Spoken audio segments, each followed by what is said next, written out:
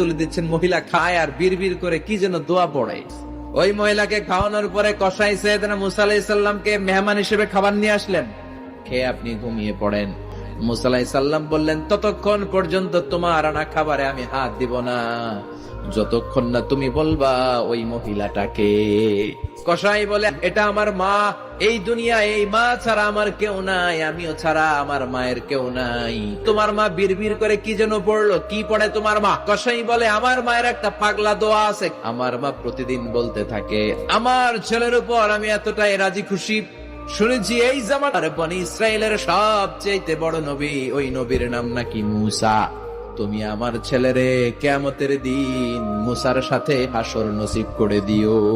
মুসা আলাইহিস সালাম এবার বুঝতে পারলেন, হাফিজে কোরআন যাবে না, শহীদরা যাবে না, ওলিরা যাবে না, নবীরা যাবে না, আমার সাথে জান্নাতে যাবে কসাই। এটা মায়ের দোয়া। কার দোয়া?